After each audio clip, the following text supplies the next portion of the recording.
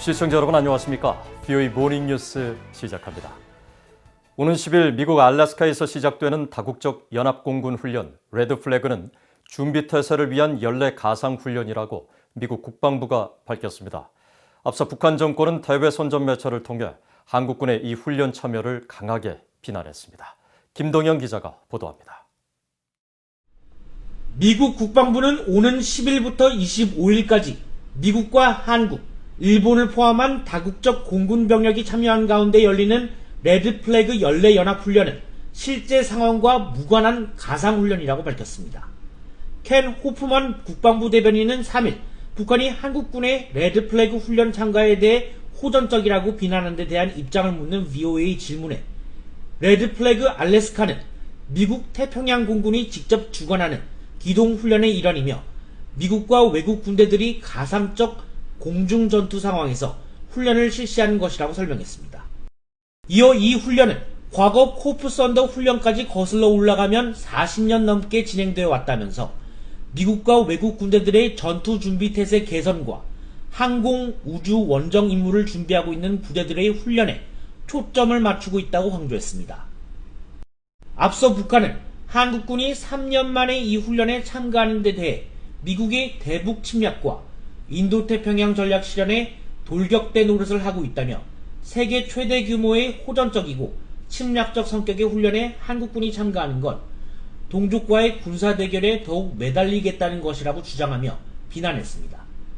레드 플래그 훈련은 베트남 전쟁 당시 미군 전투기가 기관포를 장착한 옛 소련제 미그기와의 근접 공중전에서 고전했던 사례를 교훈삼아 가상 모의 근접전 훈련에 초점을 맞춰 진행되어 왔습니다.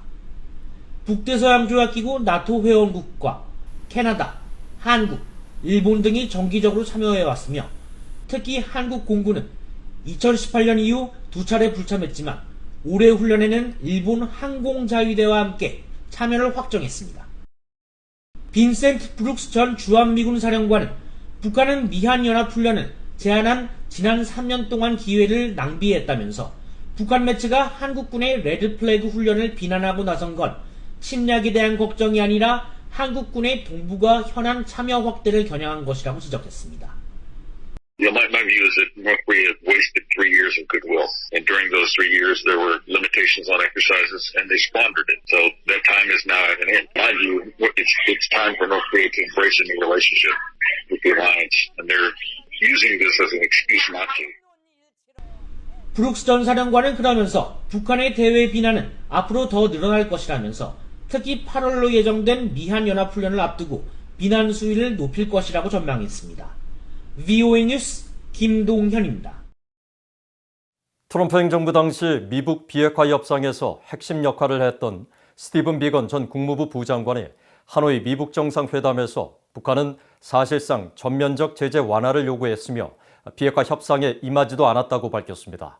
또 북한 지도부는 하노이 정상회담에서 트럼프 전 대통령이 합의 도달에 절박감을 느끼고 있을 것이라고 오판했다면서 누군가 그런 걸 부추겼다면 큰 실수라며 한국을 언급하기도 했습니다. 김영규 기자입니다. 스티븐 비건 전 국무부 부장관 겸 대북 특별대표는 2019년 2월 베트남 하노이에서 열린 2차 정상회담에서 북한은 영변 핵시설 폐기를 대가로 사실상 전면적 제재 완화를 요구했다고 밝혔습니다. 비건 전 대표는 3일 공개된 미국 군축협회와의 인터뷰에서 하노이 회담 합의 결렬 뒤 북한 측이 긴급 회견을 열어 북한은 전면 제재 완화가 아니라 일부 제재 완화만 요구했다고 주장했던 것에 대해 우리는 시행 중인 모든 제재의 가치와 영향을 이해하고 있고 북한이 당시 요구했던 건 유엔 안보리 제재의 전면적 완화였다고 말했습니다. 또 당시 북한의 요구를 받아들였다면 남는 규제는 대량 살상무기 시설과 기업 간의 거래를 막는 것뿐이라며 이런 요구는 사실상 북한의 핵 보유국 인정으로 함축된다고 지적했습니다. 실제로 당시 트럼프 대통령은 합의 결렬 후 기자회견을 통해 이 같은 상황을 일부 밝혔습니다. Basically, they wanted the sanctions lifted in their entirety, and we couldn't do that. They were willing to denuke a large portion of the areas that we wanted, but we couldn't give up all of the sanctions for that. 비건 전 부장관은 또 당시 북한 협상단은 사실상 비핵화 협상에 임하지 않았다고 밝혔습니다. 북한 측은 비핵화만 제외하고 다른 모든 아이디어를 가져왔으며 트럼프 전 대통령은 합의하고 싶은 마음이 절박하다고 판단해 실무회담 때는 논의하지 않고 정상회담 때 그런 제안들을 내놓았다고 밝혔습니다. 하지만 북한의 그런 전략은 잘못된 것이었으며 북한만이 아니라 한국에서도 이런 전략을 추구하도록 부추긴 사람이 있었다면 그건 큰 실수였다고 말했습니다. 비건 전 부장관은 이어 아직도 북한과의 협상에서 합의 도출이 가능할 것이라고 생각하느냐는 질문에 그것에 대한 자신의 믿음은 흔들림 없다고 말했습니다. 하지만 미북 협상의 진전 여부는 북한이 이 길을 갈 준비가 돼 있느냐에 달려있다고 밝혔습니다. 그러면서 결정은 북한이 하는 것인데 북한 정권은 말싸움을 하면서 자신들이 지켜야 할 약속을 최소화하고 포기는 가능한 한 조금만 하고 싶어 하면서 일방적인 양보를 얻어내길 바라는 오래된 사고방식에 머물러 있다고 지적했습니다. 비건 전 부장관은 바이든 행정부의 대북 정책에 대해선 논리적이었다면서 솔직히 어떤 행정부에게든 주어졌던 선택 중에서도 최선이라고 평가했습니다. 비건 전 부장관은 그러면서 바이든 행정부가 북한과의 소통 채널을 세우는 것부터 시작해 외교적인 관여를 더 지속적으로 할 수 있도록 해야 한다고 조언했습니다. VOA 뉴스 김현경입니다. 조 바이든 대통령이 최근에 발표한 새 회계연도 국방 예산안을 놓고 미국 의회 안에서 정당별로 엇갈린 평가가 나오고 있습니다. 공화당 의원들은 예산이 턱없이 부족하다면서 강력히 반발했고 민주당 의원들은 동맹에 초점을 맞춘 예산안이라며 긍정적으로 평가했습니다. 이종훈 기자입니다. 미국 상원과 하원 군사위원회에서 공화당 간사를 맡고 있는 제임스 이노프 의원과 마이크 로저스 의원은 지난달 28일 성명을 통해 바이든 대통령의 국방 예산안에 대해 너무 불충분하다며 비판했습니다.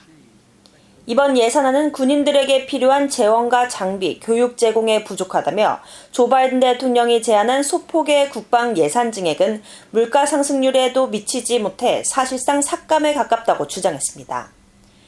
또 바이든 대통령의 이번 국방 예산안이 기본적으로 2018년 국방전략 재원에 대한 투자를 반영하지 못한다면서 이 때문에 각 사령관과 군부대는 준비태세와 현대화 사이에서 불가능한 선택을 강요받는 상황이 될 것이라고 지적했습니다.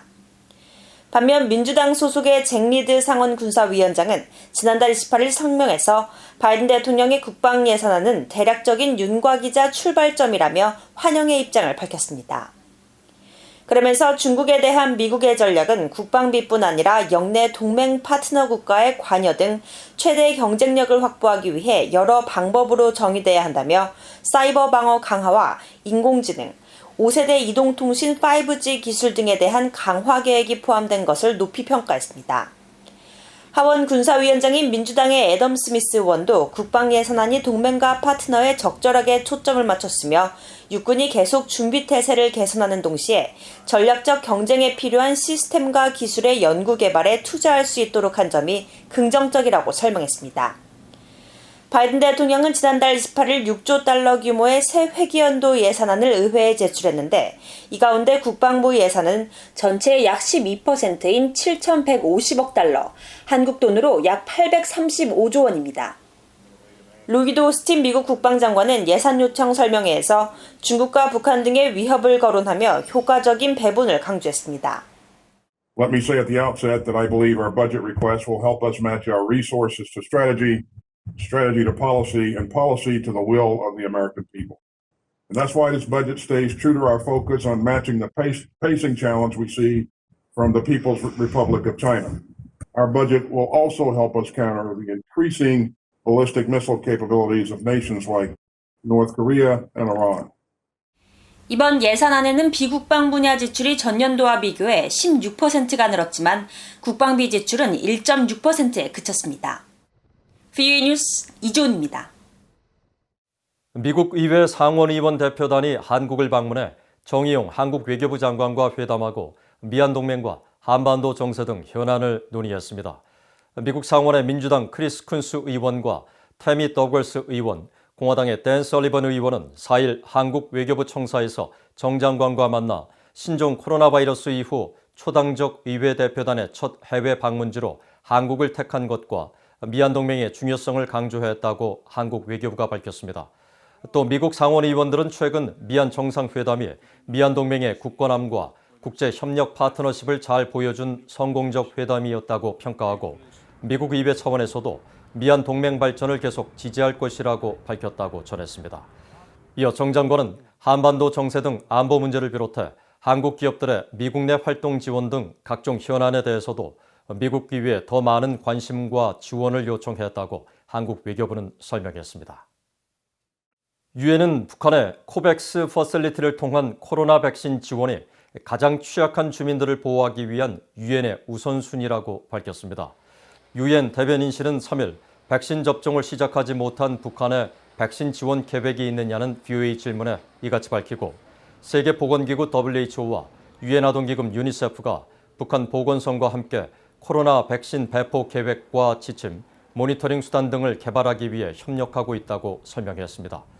한편 미국 정부가 8천만 회분에 달하는 신종 코로나 바이러스 백신을 전 세계에 공급할 예정인 가운데 국무부 대변인실 관계자는 VOA에 미국이 자체적으로 북한에 백신을 공유할 계획은 아직 없다고 밝혔습니다. 북한 등 각국의 인권 문제를 다룬 제1회 락스퍼 인권영화제가 4일 납북 일본인 요고다 메구미를 다룬 일본 영화 메구미에 대한 맹세를 시작으로 서울에서 개막했습니다. 한국의 북한인권단체인 물망초가 주최한 이번 영화제에서 박선영 조직위원장 겸 물망초 이사장은 축사를 통해 자유와 정의, 인권의 진정한 의미를 되새기고 북한 인권의 참상을 제대로 알리기 위해 영화제를 기획했다고 밝혔습니다. 개막 축하를 위해 참석한 오세훈 서울시장도 현재 북한 인권이 암흑기를 겪고 있다면서 영화제 기간에 잊혀졌던 북한 주민들의 인권 문제를 다시 생각하는 계기가 되길 바란다고 말했습니다. 탈북민 출신인 국민의힘 소속 지성호 국회의원도 북한의 인권은 자신이 탈북했던 15년 전과 비교해 조금도 나아지지 않았다면서 북한 인권 개선을 촉구하는 이런 행사가 많아지길 바란다고 강조했습니다. 이번 영화제는 6일까지 서울 명보 아트시네마에서 진행되며 폐막작은 2017년 북한 김정은 위원장의 이복형 김정남의 말레이시아 암살 사건을 다룬 미국 다큐 영화 암살자들이 상영됩니다. 이상으로 VOA 모닝뉴스를 마칩니다.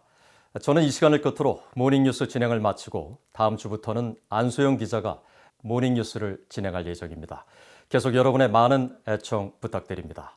저희 VOA는 계속 정확하고 객관적이며 포괄적인 뉴스로 여러분을 찾아뵙겠습니다. 시청자 여러분, 고맙습니다.